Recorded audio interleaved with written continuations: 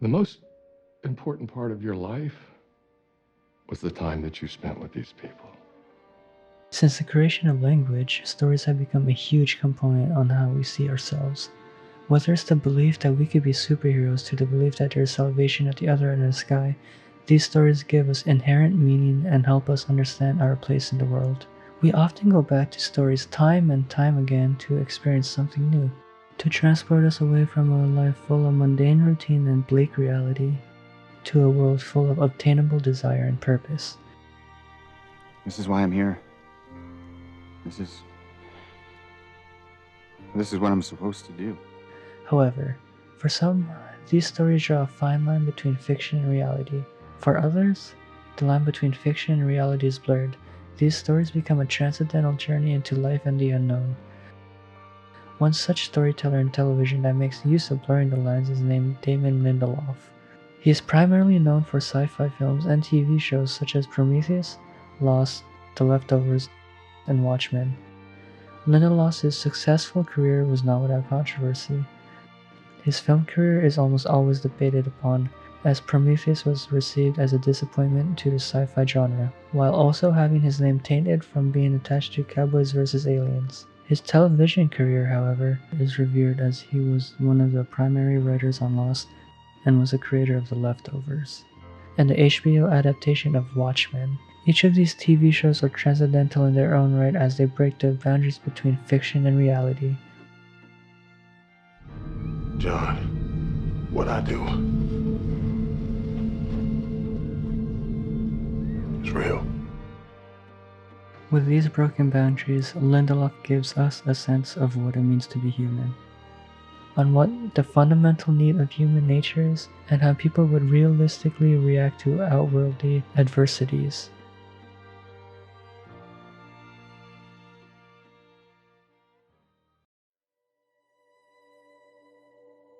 To begin with, storytelling, especially within film and TV, makes use of conventions that are universally understood and utilized time and time again. The hero's journey is prominent in both and even appears in advertisements. I haven't even told you the best part. Do you remember the authentic Aboriginal walkabout? Sure, that's all you've talked about for weeks. Yeah, well, I'm going to do it. The yearning for a call to adventure and the invitation to our own journey helps us believe that we are fulfilling our lives in the most meaningful way. We are constantly bombarded by social media full of journeys into the unknown as if we could find the everlasting life-changing elixir. And if we don't answer the call to adventure, we acknowledge our lives to be without meaning. In Joseph Campbell's The Hero with a Thousand Faces, he states that in comparison with all of this, our little stories of achievement seem pitiful.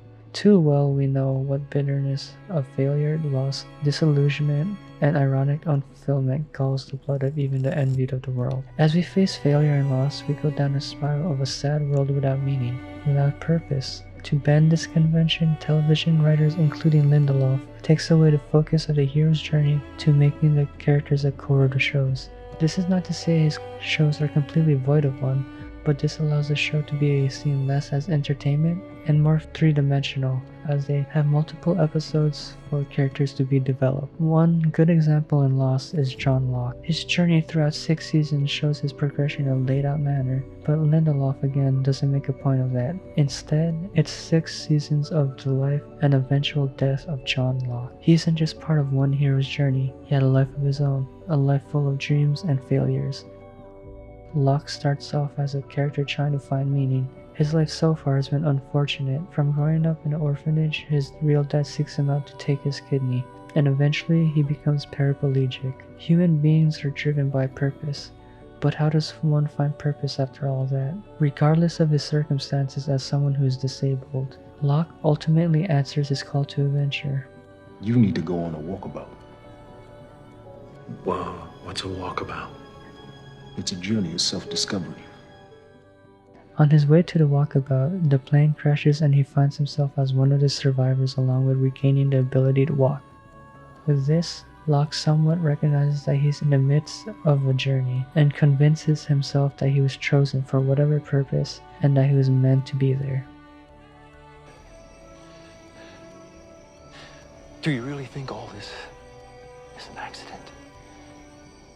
That we, a group of strangers, survived?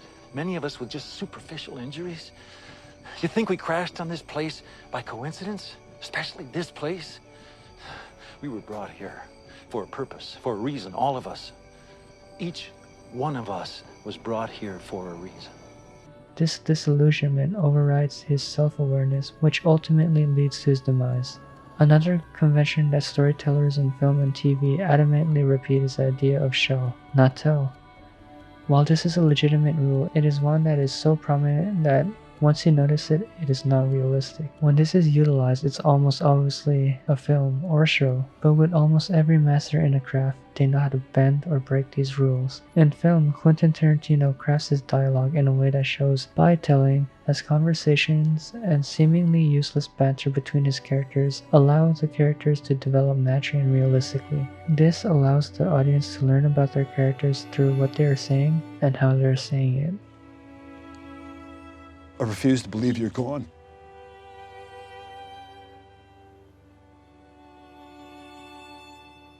You want some tea? What? I was gonna make a cup of tea. You want some?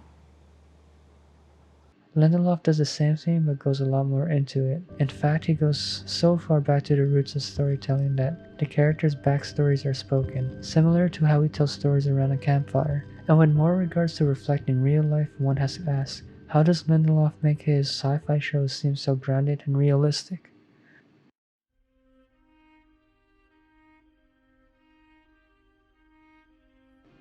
To continue living life after a plane crash with no hope of being rescued.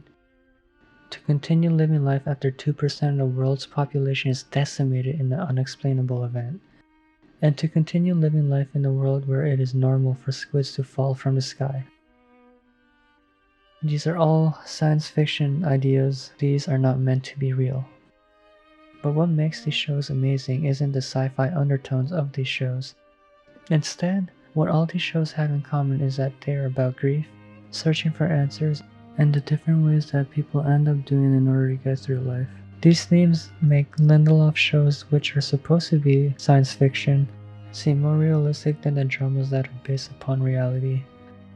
Lindelof shows raise the same questions that we try to answer as well.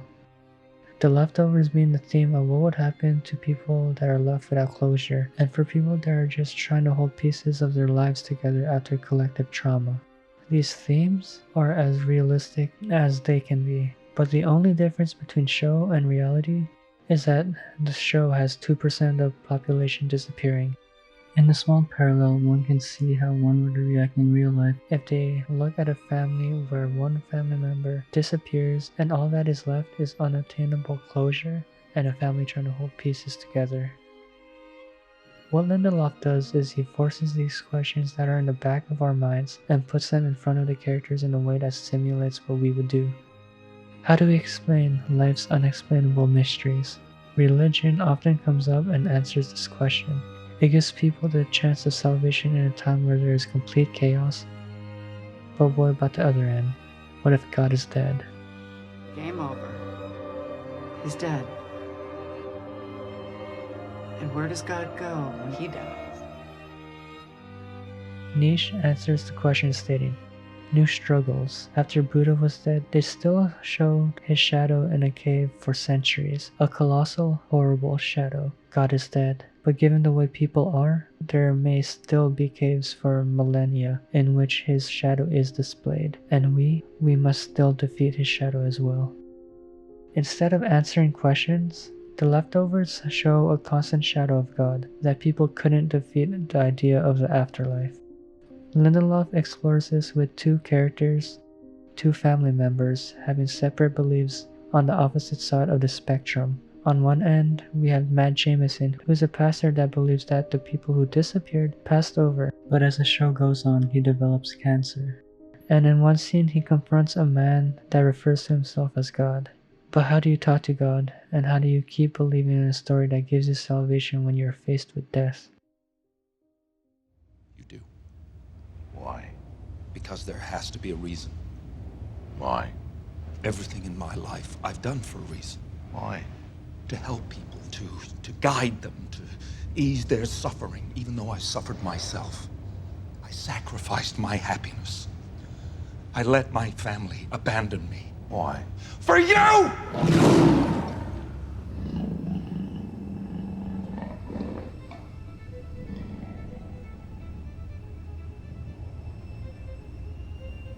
Everything you've done because you thought I was watching.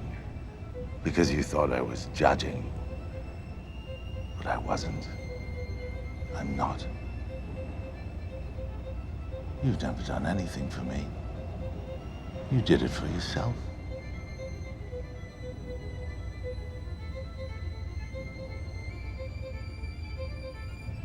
Is that why you're killing me?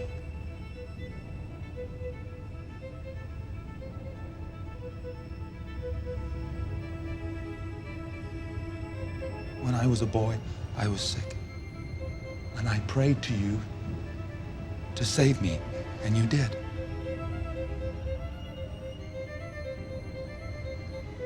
Why is it back? I can save you again. No, you can't. This scene just isn't about a character that confronts God, it's a character that confronts his beliefs. On the other hand, his sister Nora Durst, who has her entire immediate family disappear right behind her, believes in a story that her family is still alive. But she lives in a world where people are moving on while she is stuck grieving. And Lindelof writes this grief in a way that is realistic and breaks any cliche that deals with moving on. God bless you. Thank you. Take care. What? I hear it's amazing. Your book. The writing so-so. People respond to the idea. Why no question mark? What's next, period? I mean, no offense, but it's not like you know what's next. Exactly. No one knows. But we can't spend our lives waiting around for something that may never come. Back. Sorry? Something that may never come back.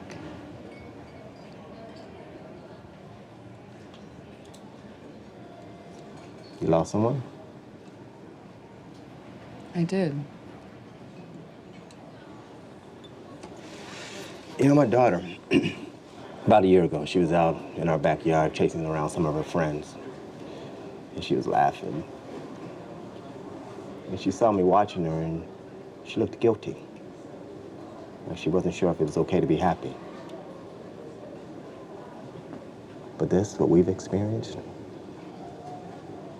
it isn't grief. It's never ending. Ambiguous loss.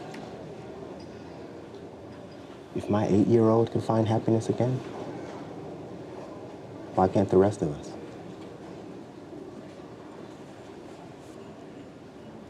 Bullshit. I'm sorry? No, you're not sorry. Sorry people don't write fucking books. Wait a minute, ma'am, if I've offended you in any way, that was not my... Ambiguous loss? What is ambiguous about your family being gone? Well, and you must know because you lost, what, 4? You count your parents in that? What were they, in their 70s? You sit there and tell me a story about your daughter. I lost everyone. I lost everything, you fucking fraud. You fucking liar. You're not in pain? Because if you were in pain, you would know there is no moving on. There is no happiness. What's next? What's fucking next? Nothing is next. Nothing. Whether or not the man's word is true, what matters is the reaction we get from Nora's character and what it says about her at that point in time. Nora does not want to move on, and there is no cure for this grief, and that she's in denial that her family is gone. This scene also breaks the notion of the cliche of telling a story with a positive ending to a character in mourning as if everything is okay after that. Because in reality, nothing comes after. People just move on.